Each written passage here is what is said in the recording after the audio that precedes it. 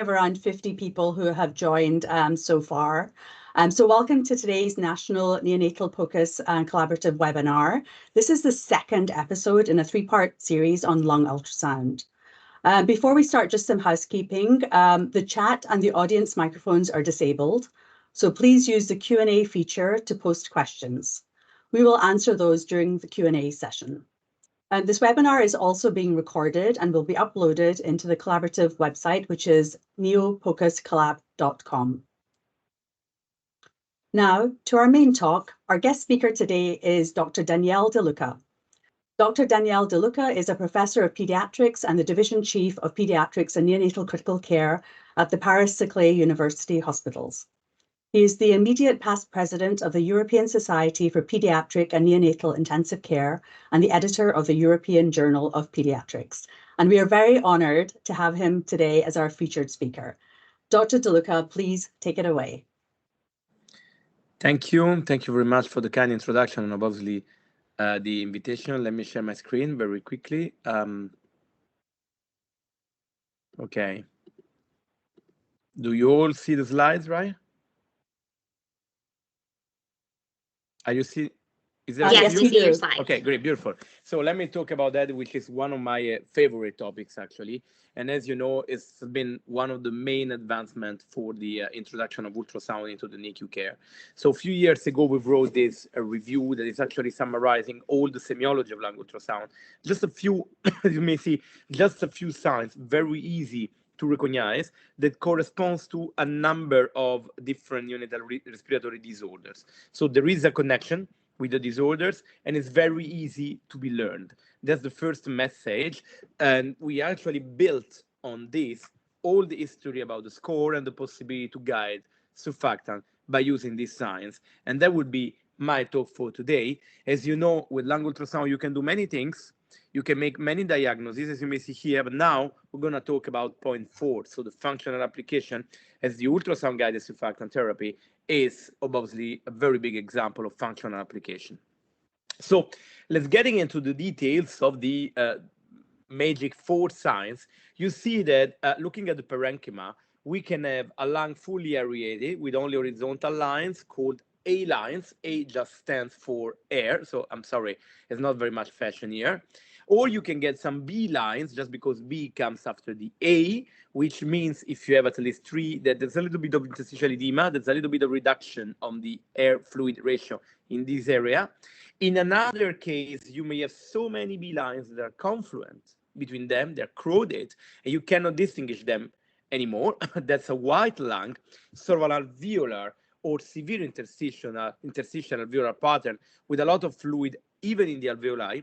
And you can get finally consolidation, a C pattern with an irregular border and hypoechogenic, hyperechogenic spots in it. Well, you know, by looking at these signs, we're getting from a fully aerated to a non-aerated lung, right? So there is a sort of order. In statistics, we will say that that's an ordinal variable. I can't just shuffle these images, right? That's an order and it should be respected. And it's based on this order that all the lung ultrasound scores in adults and in children and in neonates have been built. So that's a nice review. You may have a look at it. You may see here, trying to understand how the scores can be calculated and with the different probes. I'll say a few words about that later in the Q&A.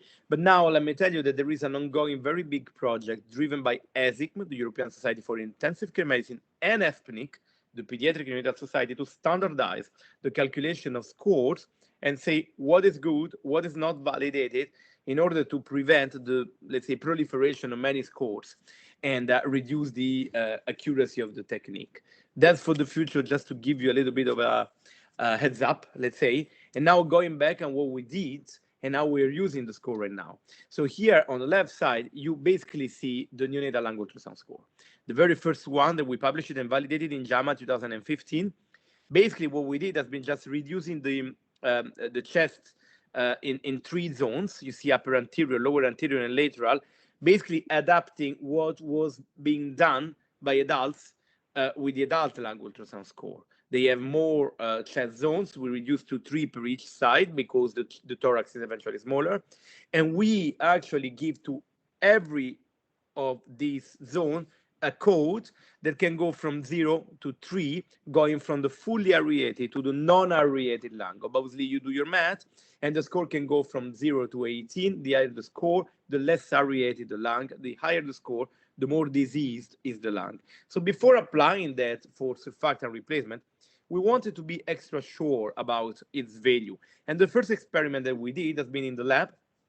That's from my surfactant biology lab here in Paris. We extracted surfactant from the amniotic fluid at the delivery from 51 preterm babies below 32 weeks. And you see here on the y-axis the capacity of that surfactant to absorb at the air-liquid interface in fluorescence. Exactly the same thing the surfactant is supposed to do in our alveoli, absorbing the air-liquid interface. And you see there is a correlation with the lung ultrasound score, meaning that the higher the score, the lower the surfactant quality. In a population below 32 weeks, where there is a high prevalence of RDS due to primary surfactant deficiency, this tells you everything, okay? So it tells you that when there is a less functioning surfactant, the lung ultrasound score will be higher and the lung will be more stiff and closed. If this is true, I already used the word stiff, the logical consequence is that we would have also a correlation with compliance. And in fact, this is coming from a biocentric study done between Paris and Rome and Italy. You see here on the top, those are adults with ARDS, mainly due to COVID. And on the bottom, you have the neonates. And you see that's a beautiful identical correlation between the lung ultrasound score and the compliance. So the higher the lung ultrasound score, the stiffer the lung. And in fact, you may see here adults with ARDS and newborns with ARDS with a similarly high lung ultrasound score and similarly low compliance, exactly the opposite when it comes to patients with no lung disease, so intubated for anesthesia or other non-respiratory reasons. Now, another consequence is if the surfactant is not good enough, the lung is stiff. Well, if the lung is stiff, the oxygenation should go south. And this is exactly what we saw. You see here the correlations between the lung ultrasound score and many oxygenation metrics like the PF ratio, the oxygenation index, the gradient, and all the others you may want to use. So there is actually a link between the lung ultrasound score and the final results of the respiration process, so the oxygenation. So to put everything into a unique slide, I'm sorry, this has not been updated because that's from a review that I published in Seminar Maternal Fetal Neonatal Medicine just a few months ago with some other friends all around the world. Mainly, you see, you can have an insufficient endogenous surfactant pool and an insufficient surfactant function. You can measure that with some tests that are not actually point of care and suitable at the bedside.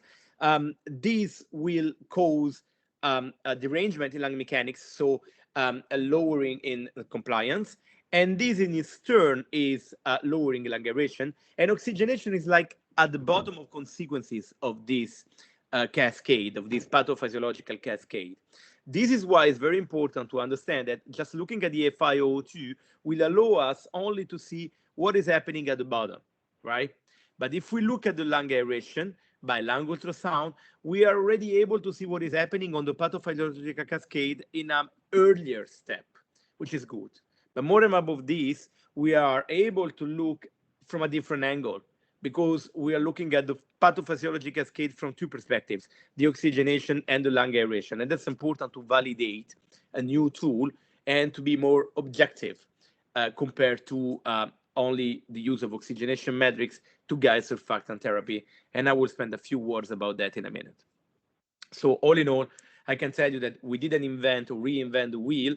The lung ultrasound score has been around for quite a given time, and many experiments actually validated it against several different techniques in adults, as you may see here from this editorial. I just want to mention one because it's to me the most important one, and there's a CT scan, which is supposed to be the gold standard for the evaluation of lung aeration in adult ICU. This is coming from Milan, from Davide Chiumello, Critical Care Medicine 2018, and you can clearly see the CT scan with an interstitial pattern and an equal interstitial pattern at the lung ultrasound, and you see how the lung density at the CT scan is extremely correlated with the lung ultrasound score. So that's the basis, really, of what we have been doing later on.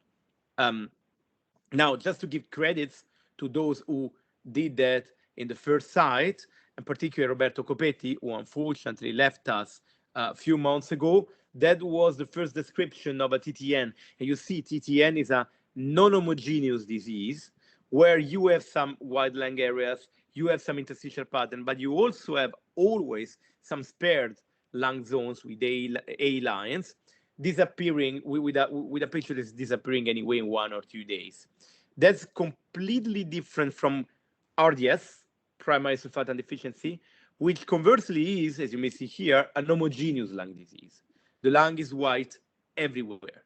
See, you can hardly distinguish the B lines here, and there's no spared area. So that's very much important because it means that if you do your math, the lung ultrasound score will be able to distinguish most of the time RDS from TTN. In fact, if you look here, this study has been done by one of my fellow. You see here the lung ultrasound score on the y-axis measured at the birth, 6 hours, 12 hours, 24 hours, and 72 hours of life.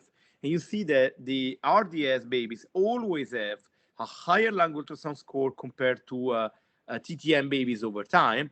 There's no overlap, and particularly the RDS babies, they do have a lung ultrasound score of around 11, 12 because the lung is homogeneous. And as you have seen before, to the white lung, we give a score of 2, so you do your math, and obviously the total score will be 12. And unsurprisingly, there is also the same pattern, the same trend in terms of oxygenation. Here we're describing oxygenation by using the oxygenation index of the oxygen saturation index, but it doesn't matter, just to give you an idea about that. How is this, let's say, comparing with the classical data about RDS surfactant? Very well. This is coming from Mary Ellen Avery. You see 67 many years ago. Those were preterm lambs born by C-section at 128 days gestation, which accounts for more or less 29 weeks of human gestations. And you see they measure the surfactant phospholipids in the different areas of the lungs, and they are low. They are deficient in every single area. And in fact, the lungs are collapsed. So basically, what we see here is the ultrasound counterpart of what Mary Ellen Avery and her team just discovered many years ago, meaning that RDS is an homogeneous disease. The loss of lung aeration is everywhere. You can't just have RDS on the right side and not having it on the left side, for example. Now, I want to challenge you a little bit for the rest of my talk, because everybody knows that so far, for the meaning of oversimplification, most of the time surfactant has been guided only by looking at the FiO2, which is very bad. Yet, if you go to an adult ICU, you'll see that the oxygenation is evaluated by the PF ratio, PaO2 divided the FiO2, at least to have a more comprehensive idea of the oxygenation process, although not perfect. We'll spend a few words about that. But now, look at these two babies. Both of them have FiO2 at 40%, a good saturation, and carbon dioxide at 50. And they are under room air. They are equal, or they're different. Well, looking at the data over here, they seem equal. And if we only look at the FiO2, they are also equal because it's 40%. But then, if I add a little bit more data, you'll discover the one has a PEEP of 6 and the other has a PEEP of 18. And the partial pressure of oxygen is quite different. That means that if we add some more data, the oxygenation picture and the clinical severity of that particular respiratory failure is going to be different compared to when you only look at one variable like FiO2 or the other. And in fact, it turns out that one of them is in CPAP, the other one is even on ECMO. You will tell me, okay, but you'll see the baby on ECMO or in CPAP. That's true, but it's just to a little bit provoke you and understand that oxygenation is not only FiO2, it's much more complex than that because you need to take into account the pressure leaks, and many other variables. For example, have a look at these other two. On the left side, you have Tommy. On the right side, you have Laura. That has been published in a consensus paper a few years ago. Tommy has 30% of oxygen, 7 centimeters of water of CPAP. Laura has a higher oxygen, 45%, but lower CPAP. Who's the sickest between Tommy and Laura? Well, if I look at the FiO2, Laura is sicker than Tommy. But if I calculate some more complex oxygenation metrics like the gradient, the PF ratio, the oxygenation index, or even the saturation-based metrics, like the SF ratio, the oxygen saturation index, that are easier to calculate, it's not clear. For some of these metrics, Tommy is thicker than Laura. For some other, vice versa. And from some other, they are absolutely equal. Why? Because all these oxygenation metrics are obviously more comprehensive than the only FiO2, but they're only looking at oxygenation from one side. They do not have a look at other steps into the pathophysiology cascade, nor the lung aeration, neither the surfactant efficiency or compliance, nothing. So looking only at the oxygenation and even more looking only at the FiO2 is like trying to understand what is happening in a room by sneaking from the hole from the hole key. As I said, there are many variables impacting on oxygenation. For example, here we measure the pharyngeal pressure and had a look at the, let's say, CPAP leaks that are unavoidable because of the, open mouth and the imperfect sealing around the nostrils on the interface. You can even lose like 40-50% of the pressure, and this is not taken into account like many other variables like temperature, fetal hemoglobin, perfusion are not taken into account. Now, unfortunately, that's physiology, and physiology is difficult. And so the situation of these babies is very much complicated. And we should strive to give them surfactant in a more personalized as possible way, the same way we should follow for all the other therapeutics. But unfortunately, so far, in quest for a simplification, because we all would like to have a magical wand, we just looked at the FiO2, and this has prevented us to optimize the surfactant efficiency. Why? Because the Cochrane data that you see here clearly demonstrate that mortality and BPD are being reduced if you get surfactant in the first 3 hours of life. So now 3 hours is a very short time when you are between the DR and the NICU. And particularly, you cannot know when a FiO2 is going up. Maybe a baby in the first hour of life or 2 hours of life is under a decent percentage of oxygen, and then it's going to go up at 6, 12, 8 hours of life, and then you would have missed the optimal time window for surfactant administration. So we did the first study in order to understand if the lung ultrasound score would be able to guide accurately the surfactant administration. First one published in JAMA, as I said, and it turned out that the threshold of 8 was able, you see the ROC curve here in blue, to accurately guide surfactant administration in babies less than 34 weeks. When we presented that at the PAS in San Diego, I've been told, well, okay, that's good, but we are not interested in babies less than 34 weeks. We want particularly this tool to work in babies below 30 or below 28 weeks, because those are the ones at risk of BPD for whom we want to optimize surfactant. So we went back to Paris and we did exactly the same study in those babies below 30 weeks. And you see that the ROC curve is exactly the same. Here on the right, you see the curve for the prediction of the second dose of surfactant, but that is something that I will leave for the Q&A at the end. And then let's have a look at the FiO2. The FiO2 has been somehow inserted into the European guidelines only based on one single retrospective study from Australia that you see here that was suggesting that having a FiO2 higher than 30% at 1 hour of life would predict the need for surfactant later on with an area under the curve of 0.81. Well, if you do the comparison between this and all the other available data, you see the FiO2 is over here, and you put together all the data from all the studies on lung ultrasound, you see that the lung ultrasound score has an area under the curve of 0.95, which is absolutely much, much higher than FiO2, chest X-rays, and also some biological surfactant tests that are not available at the bedside most of the time. After that, to be honest, with you, we have not been the only one. Many other replicated the studies all around the world. That you see here that has been a first meta-analysis in 2019. Then we did another one in 21. And finally, Professor Raimondi's group just published a very nice one in 2023, demonstrating exactly the same, which is that the lung ultrasound score between 6 and 8, let's say 8 as the optimal accuracy, meaning the highest sensitivity and the highest specificity to predict surfactant needs, which is very much consistent. And particularly, they also demonstrated that the quality of all the diagnostic accuracy studies were very high. And in fact, you see everything is in green in their meta-analysis. So since we do what we write and we write what we mean, we decided on the 1st of June 2016 to change our policy. And we stopped using a FiO2 threshold to get surfactant administration, and we passed through the what we called ESTHER policy, eco-guided surfactant therapy, with a little bit of a bad English, but apparently everything about surfactant must have a lady's name, so we invented this name ESTHER. And you see here on the right side, the red points are illustrating all the cases with a late surfactant administration, meaning after the first 3 hours of life. After the arrow, so the introduction of ESTHER policy, we only had quite a few, 4 in the 6 months after the ESTHER introduction. We obviously continued the monitoring, and we only had another case of late surfactant administration, but that was in the spring of 2020 during the first COVID wave, and obviously it was a very complicated logistic situation.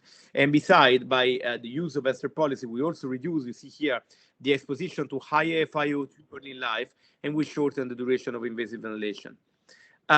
If you are asking yourself if the ultrasound-guided surfactant therapy is increasing the cost, the answer is no. This is coming from our pharmacy, and you see the number of treatments and the number of vials opened 3 years before and 3 years after the introduction of the ESTHER policy. So we're talking about thousands and thousands of babies is exactly the same. And believe me, we open surfactant vials precisely to the patient's weight, so we accurately dose surfactant for every single baby.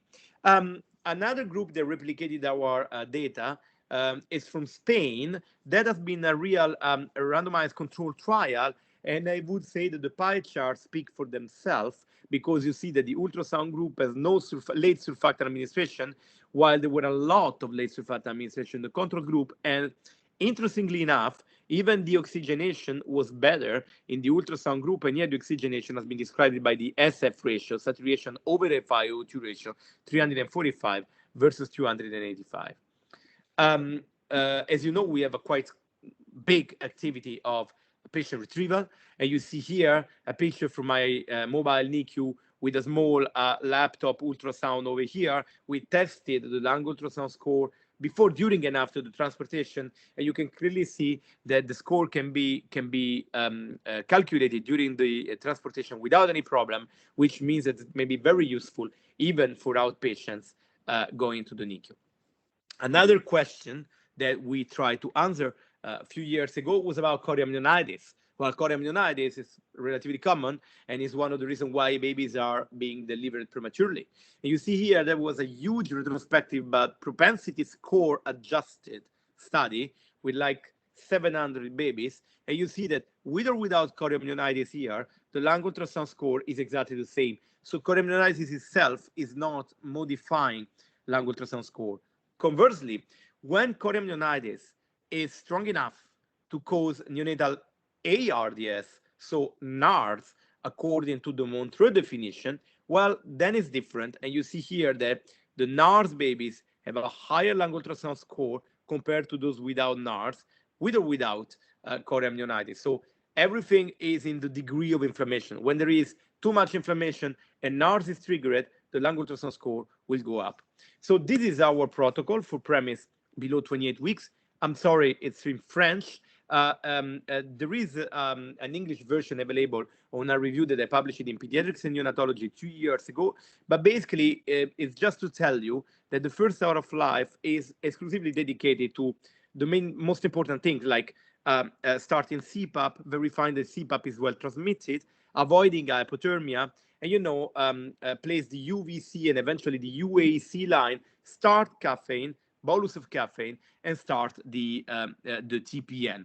That's what we do. We don't do many other things like swabs and pressure measurements and so on, unless they are really, really crucial. And so then we have 2 hours to do bloody lung ultrasound and decide if the baby can stay in CPAP or go for running shore.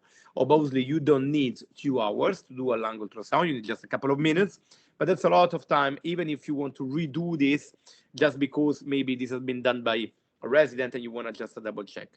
I don't want to lie to you. That was the invention of lung ultrasound score. The implementation in this protocol has been a huge team working that has seen the participation of the whole team, and now everybody is really let's say trained. And when one of these babies is getting into the NICU, there is somebody already with gown and gloves and everything ready to place the UVC, UAC line. There is the ultrasound machine, and everything is very well protocolized. And that has been done thanks to the simulation. That's one of the pictures of our room that we were using for the simulation. And now, although it's just at the end of my presentation, I want to show you how do we do that later on. We call it ensure, enhanced ensure, because we protocolize the ensure policy that has been originally described by Dr. Werder in 82, but now has been protocolized by the use of many different tools that I'll show you here. The video is available on an open access paper that you see here, European Journal of Pediatrics 2021, published by one of my fellow. So you see the baby is in CPAP. The nurse is doing the induction by pushing 1 milligram per kilo propofol. You'll see very soon that there is no hypotension, or if there is an hypotension, it's transient and anyway is not touching the cerebral blood flow, because the cerebral needs is absolutely good, and that's what counts the most. So now you see there's an intubation. My fellow is intubating the baby.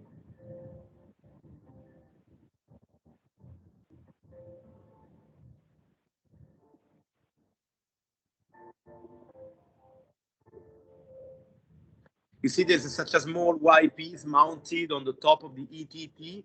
That's important for the surfactant administration. We'll see that in a minute.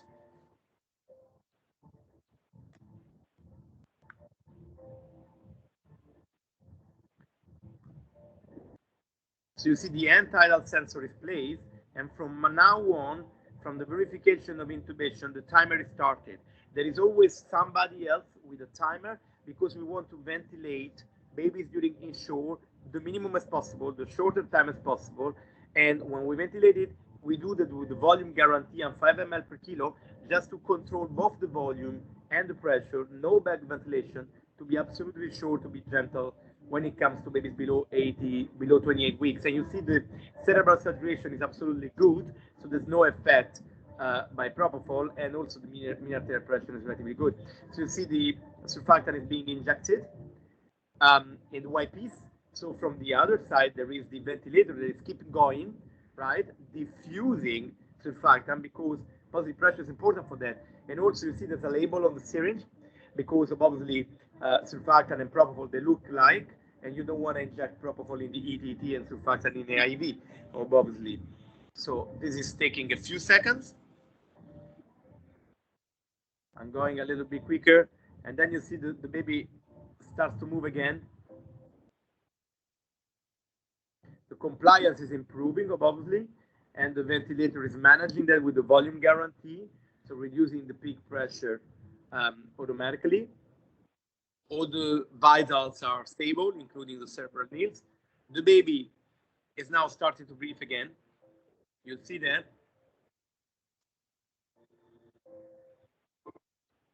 And you can clearly see that the body breathing.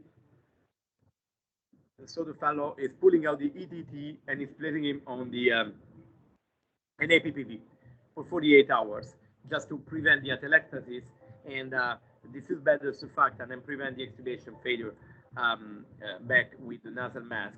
And we had a duration of ventilation of 645 minutes, right? We have a median time of duration of ensure of 7 minutes, with a minimum of 2 and a maximum of 18 minutes. So that's a very short one. Just to tease you a little bit, I know many of you will be in Toronto at the PAS meeting. You probably know that there has been a multi-center international diagnostic accuracy study that we called ULTRAS, that has been a little bit coordinated between Paris and Stanford when I was there a few months ago. Results of this study will be presented at the plenary neonatal in Toronto, and will be very soon published on a Family Journal. And particularly, they will be printed and become public on the May 28th. The ULTRA study demonstrated the lung ultrasound score may be very, very useful for late preterm and term babies contrary to what we originally thought 10 years ago. I cannot tell you more, but I'm sure you will hear that in Toronto. And to conclude, we have been maybe a little bit visionary, but even in the ASPENIC guidelines published a few years ago, we already said that a lung ultrasound, and particularly the score, would be useful to distinguish RDS and TTN and eventually guide surfactant therapy. So stating the time, so we have a little bit of time for the Q&A. Thank you very much for your attention and again for the kind invitation. Thank you so much, Dr. Luca, for such a wonderful and engaging talk. That was absolutely fantastic. So we're now going to move to our Q&A expert panel discussion. So please put any questions into the Q&A, and I will relay them to the panelists. So joining Dr. De Luca today, we have Dr. Almudena Alonso Ohimbarena. We have Dr. Monty Sharma and Dr. Nadia Youssef. Dr. Almudena Alonso Ohimbarena is an attending neonatologist at Hospital Puerto del Mar in Cadiz in Spain. Her PhD was on the usefulness of lung ultrasound in BPD. She has many publications on neonatal lung and diaphragmatic ultrasound, mainly about the use of lung ultrasound for monitoring very preterm infants during their NICU stays. Our next panelist is Dr. Monty Sharma. He's an attending neonatologist and pediatric pulmonologist at Children's Nebraska in Omaha. He's also the director of the neonatal POCUS at Children's Nebraska and a part of the CHNC BPD collaborative. Our final panelist is Dr. Nadia Youssef, who is an attending neonatologist and deputy head of the NICU at Paris-Saclay University Hospitals in Paris, France. She's a member of the POCUS working group of the European Society for Pediatric and Neonatal Intensive Care and is a co-founder for the French Society for Pediatric and Neonatal Lung Ultrasound. She's published extensively on the subject of neonatal lung ultrasound. Okay, so please put your answers in the Q&A, and then while we're waiting, I'll probably just start off with a question for all of the panelists. I was just curious to see if your units had standardized protocols for lung POCUS in RDS in providing surfactant administration. I know we have a very international panel, so I'm excited to learn what you do in different countries. I don't know who would like to go first. Please, Danielle or Nadia, please go ahead first. No, you first. You first. Go ahead. I work with Daniel, so he basically said what we do in our unit. So it's over to you, Almudena. Well, in my unit, we follow similar approaches Professor De Luca has explained in his talk. We try to stabilize the baby when we arrive to the NICU, take care of the temperature of the baby, IV access, respiratory support, whatever needed. And once the IV catheter has been canalized, we use both lung ultrasound and vascular ultrasound to monitor how lungs are going, how the vascular access has been located, and we use the same exam for both issues. And we try to, in terms of surfactant need, we try to calculate the lung ultrasound score at that moment, which usually uses to be at 1 hour, 1 hour and a half. And according to the number of lung ultrasound score, we decide on the need of surfactant if the baby's non-invasive mechanical ventilation.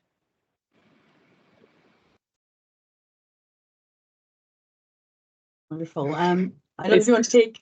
Yeah, that's perfect. And then Monty, I don't know if you want to take a stab at that question. Yeah.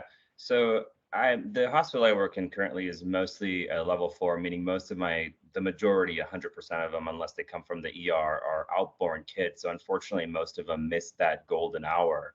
However, we have been able to protocolize at least the scan. And to be honest, I came up with the scan by looking at what Almudena and Daniel have done. And I asked Almudena when I last saw her, like, how are you all doing it? And we came up with that. I think what's really helped us standardize it a little bit more recently is actually one of the big words that Daniel had mentioned was teamwork. We actually worked closely with our RT educators and nurse educators, because I feel like that was where we were missing out. You know, it was kind of taking something that was a toy and making it into a tool, right? Like they, instead of saying, hey, there's that machine again that only some people know, we took it to the next step and said, well, if we have all of the nurses and respiratory therapists see its utility and show a lot of the work that, you know, the other panelists have done, we were able to get a lot more buy-in. So at this point, our scan is protocolized, it uploads into our computer, we can review it. And much like what Almudena is saying, as is our vascular access scan, right? Like we can get the UVC done and a lung exam done within a few minutes. And one of my nurse practitioners is on this right now. She can do all of this in like 5 minutes. Can I ask you a question? You were talking about the RTs, and since this is not a profession we have in Europe, at least most European countries, how do they fit in with the surfactant administration, future infants? Would they be the ones, for example, administering that, or how does it work? How does surfactant administration work? No. How do RTs come into the picture for surfactant? Oh, sure. Good question. So our RTs are crucial. Like they are probably the most trained, and a lot of them end up getting additional pediatric and neonatal training. So depending on the hospital, I know Daniel just dropped off here, but for us, they are the ones who administer it. They're the ones who aliquot it. They're the ones who either bag it in. For some cases, we use ventilators or oscillators to bag it in. More recently, we have also started to use, I know we're like 5 years behind, but have started using less invasive surfactant administration. And the RTs have been crucial to that as well, where the RT educators are the lead on those projects. So from the standpoint of who takes ownership of surfactant, at least at the 4 institutions that I have worked with and been with, it's the respiratory therapists. They're the ones who take ownership of it. And that was part of the big reason I wanted them involved for lung scoring early on, right? Because then they can advocate for it much earlier. Like, hey, we think this kid needs surfactant. Can we get a lung ultrasound?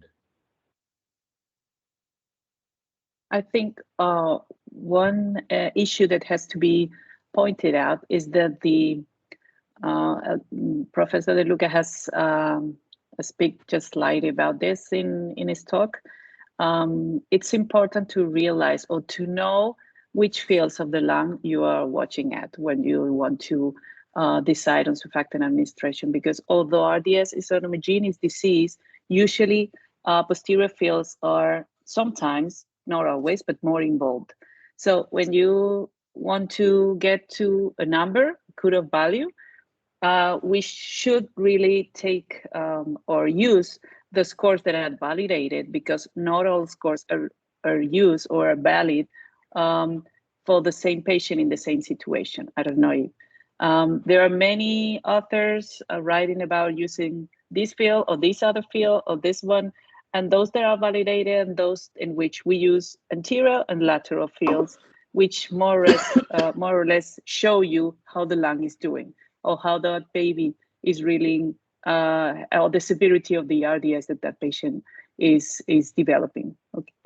So it's not necessary to turn the baby around to look for the posterior fields, maybe can make the baby more unstable and so on, and it's really not necessary. I appreciate you bringing that up. I'm sorry, just to add to both of your remarks. I totally agree with you, Almudena. But I have a question. You do, however, scan the posterior areas, don't you? Because you can always find additional information. It doesn't mean that we're scoring them, just so that we're on the same page. Yeah.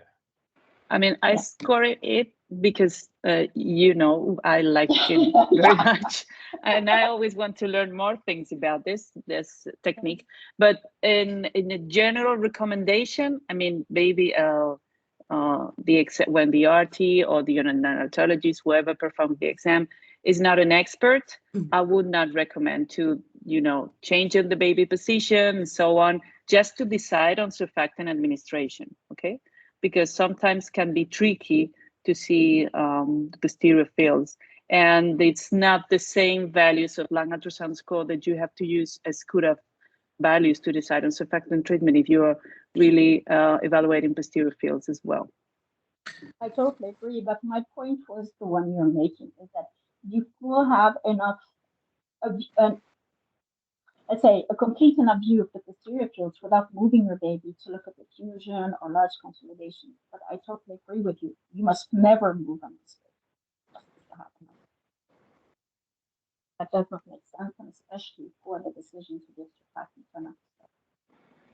I think that's a good point. Like, you know, we use scoring in a very standardized manner. That's what it's based on. It's what you've kind of shown Almedina and Daniel and Nadia, like, hey, score based on this thing because that's what the data is validated for. But we also use it in a manner where it's more like using a stethoscope, right? Hey, I'm hearing crackles over there. Can I actually use my ultrasound to get more information now to look and see, hey, is that an effusion that's causing it? Is it atelectasis? You know, and the kids that I see in the outpatient world similarly, is that like, well, now I'm more concerned about like, you know, I have a CF patient and now I need to look at this. Now I'm getting way outside the age range. But to your point, it's comparing a scoring system and then augmenting additional exam. If I can comment on that, you know, that's a particularly difficult area, and it's warm can. I tend to agree with Almudena, but there is something more, meaning that, well, first of all, I don't see so much difficulty in scanning the posterior zones because you don't actually need to move the baby. You can just slip the probe between the mattress and the baby and have a look. But that's just a basic thing. But the question is, there are two questions. First of all, if we do that to get more information. If we need more information, we should ask ourselves why. Because if it's only for surfactant, as everybody said, the classical lung ultrasound score is okay. We will see why it's okay later. But if I'm in front of a different patient, much more severe than just the regular premi needing surfactant for RDS, somebody with a severe respiratory failure, somebody with an ARDS induced by meconium aspiration, somebody with pending ECMO need or something, you may want to have a more accurate evaluation of the lung aeration on a 3D, the same way in adults is done with the CT scan, and the same way, by the way, the lung ultrasound score is calculated in adults by looking also at the posterior lung zones. But then this is not for surfactant guidance. That's to understand what is the pathophysiology of the baby. I also have some data under ECMO and so far. Then if we go into details, yes, we have reason to believe that anyway, a classical lung ultrasound score without looking posteriorly is equally accurate than the extended one for surfactant guidance. And the reason is that obviously everybody knows that the RDS incidence is inversely proportional to gestational age. So the smaller the baby, the higher the incidence of RDS. When it gets to the very preterm babies, they mainly have RDS. It's just a few of them with something else on top of that, right?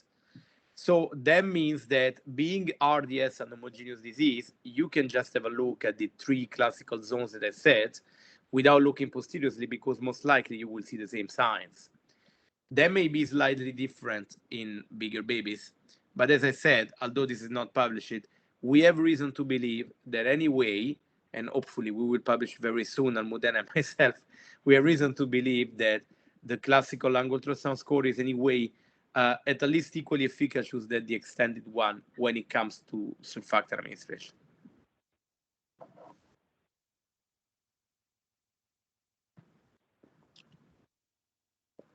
Goodness, there's just a question that popped up here. So it's directed at you, Monty.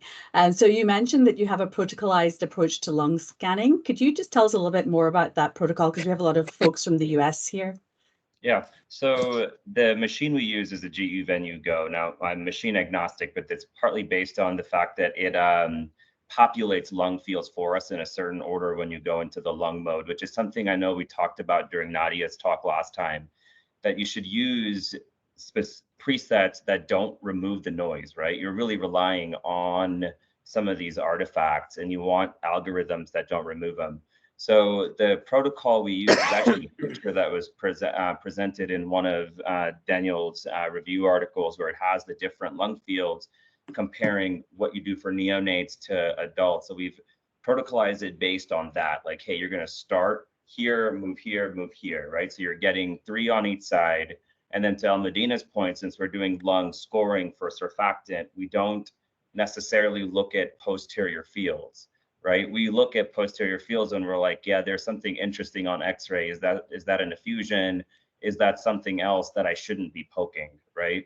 So we use it in that manner. So standardized, it's 1, 2, 3, based on one of Daniel's papers and what Almudina had mentioned for scoring. And we've been fortunate just from like a buy-in standpoint, where when we have scored these, the predicted outcome has happened. Now that's somewhat coincidental, right? Eventually it will not work because no test is 100%. The specificity and sensitivity is not 100%. But so far from a buy-in standpoint, and every time I just kind of cross my fingers that it works. And so far it has, because I've been on the other side where we said, oh, this will work, and it doesn't, right? And you can quickly lose buy-in from your respiratory therapists and your nurses. So that's our protocol. Again, it's the work that has been done by the other panelists has been extremely helpful, because we use that same scoring system when nurses and RTs ask, like, hey, where does the data derive from?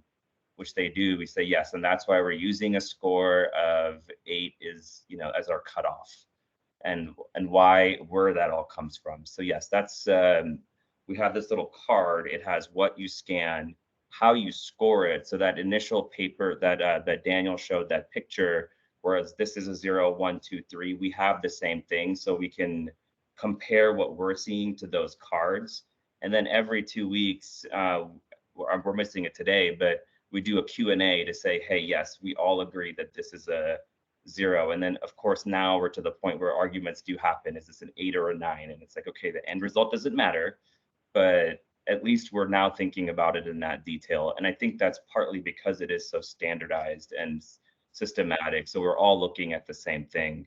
The other thing we learned to do was mark our images very cleanly, because it doesn't transport over into our PACS system as cleanly. So that's ours. It's a pretty closed loop. And again, it's indication specific. Like we wouldn't be doing the same scoring system outside of research on like a kid with moderate BPD or severe BPD. We wouldn't score those kids.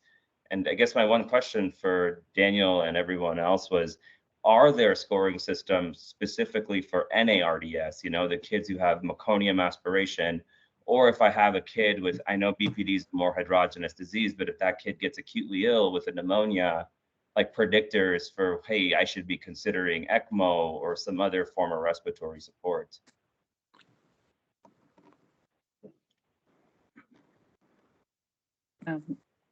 Basically, what we're doing is we're using the artifacts. I mean, the score, if you want, even the simple one, it just is a total sum that's based on the regional score. What it really means is different according to your underlying physiology. For RDS, it's easy because it's continuous disease.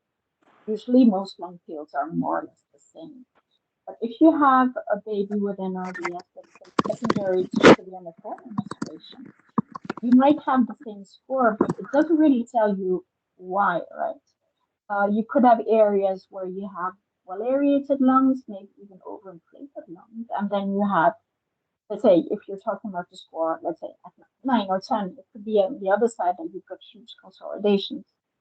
So a score in itself does not mean anything if you cannot put it into scoring.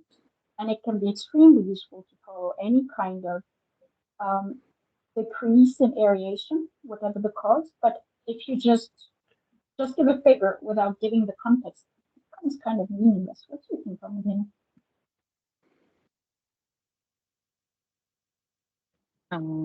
Maybe some people are interested in knowing how to do it or something like that. Or what do you think? In terms of protocolizing the exam, it maybe will be interested to kind of describe how we do it. Usually, Go ahead. usually we divide the anterior part of the thorax, taking into account both anterior and axillary line in both lungs, and we use intermammillary line to divide upper and lower fields in the anterior lung, and between the anterior and posterior axillary lines we use the lateral field. And these three fields are those that we evaluate, and we calculate the lung ultrasound score, and then you zoom them all and get a number which ranges from 0 to 18. So as Monty said, we use the cutoff value of 8 points. So it's not that important to know if the baby has 3 or has 4 or 5. Just you only have to realize if it's higher or lower than 8. Even though we have many publications that have described the lung ultrasound score has a very high inter-observer agreement. So it's something that's relatively easy to learn and easy to apply and easy to replicate by different examiners. So it's something that's in the bedside, that's easy to do, easy to learn, and it's feasible. Okay, so I think it's worthy. And I agree with you. It's such an easy skill to pick up, right? Like, of all the things that people want to do with ultrasound that have an impact on patient care, it is one of the easier things to learn and implement and have a pretty significant impact on patient care. So I do, that's one of the things I highlight and emphasize as we've kind of built up our program here is here's a skill that almost anyone can do. Like, you just need to really know how to turn on the machine, turn on the presets, and here's an instruction manual for at least capture the images, right? We can review them as soon as you're done and leave the room. You don't have to sit there and score it. The machine stores the images. Do that quickly, come out and we'll score it.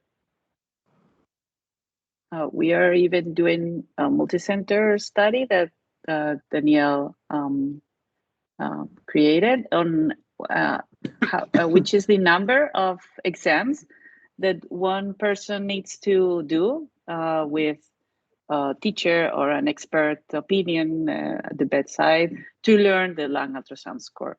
We don't have the results yet, but they are really low. You really don't need too much number of exams to learn how to do it. And I think it's something. Yeah, if I can add something about that, you said it right. I guess that there is a sort of a myth here because everybody has been somehow exposed to the concept that lung ultrasound, the ultrasound in general, is operator dependent. Maybe I don't want to say anything about the other ultrasound, but the calculation of the lung ultrasound score, certainly it isn't. It's absolutely operator independent. And as Almudena said, there are quite a bunch of data right now demonstrating that. The reason is probably in the very deep simplicity. I mean, it's just for science, It's not like the heart or any other complex organ with a complex anatomy. No, nothing like that. So it's very, very easy, even for beginners. The only two things that we discovered is that the inter-rater, let's say, agreement can be eventually reduced if a nonlinear probe is used by beginners. So, the combination of a suboptimal probe with no experience at all, that's probably something to be avoided. But other than that, it's very easy. And as you said, you can at least capture the imaging and then code that later. This is what we have been doing also for review purposes in Stanford. I know that there are some friends of Stanford over here online today with a beautiful system that is able to review the images later on. And you can clearly see that after a little bit of time, there's nothing to review. Everybody agrees on that, more or less. So, yeah, and I wanted to say something else, but I forgot, so maybe it'll be back. I have you're right. question. You mentioned the training curve, the learning curve, the Gallen study.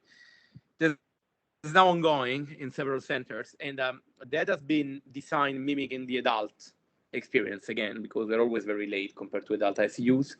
In the adult field, the calculation of the lung ultrasound score, or anyway, the lung ultrasound only needed 25 scans in order to be proficient.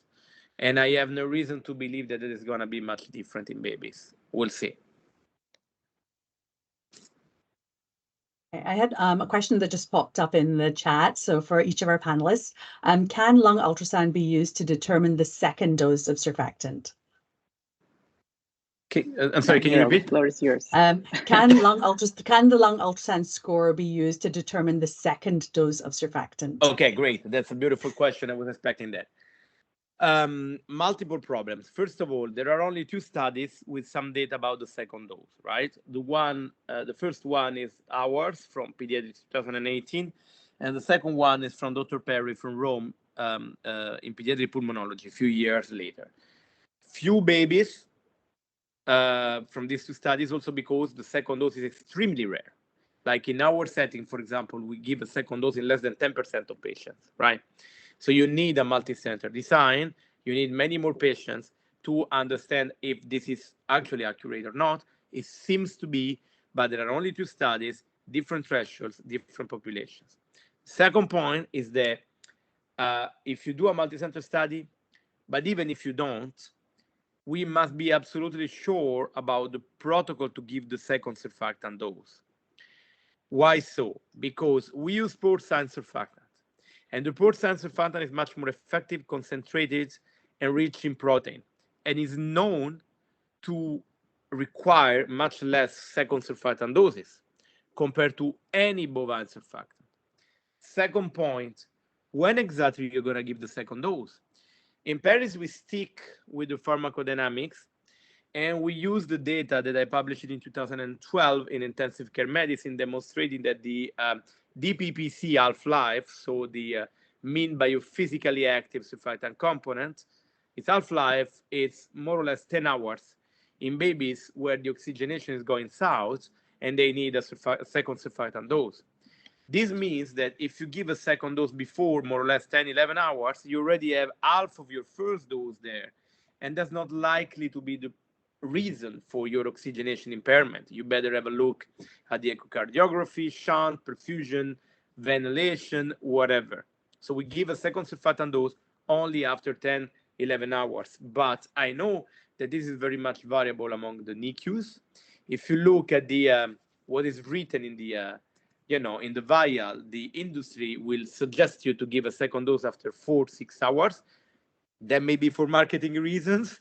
That may be because there were very, very old studies done in dogs in the 80s where the second dose has been done after such a short time. But again, if we do a study, we must be absolutely sure of the time window and the protocol for the second surfactant dose. So all in all, if you ask my opinion, yes, I guess that a very first ultrasound before the first surfactant dose can give information to guide also the second one, but we can have a clear response right now for lack of data, and the field is very difficult to be studied. Any of our other panelists want to tackle that question for your unit? I agree. I fully agree with Professor De Luca on this response. I would add that without evidence on this use, in my approach is that when you have a baby that has received a first dose of surfactant and after 10 to 12 hours still needs needs of oxygen, and you can rule out that he has a pneumothorax, still see signs of RDS, then I use this as a positive sign to repeat the dose of surfactant, but this is without any evidence.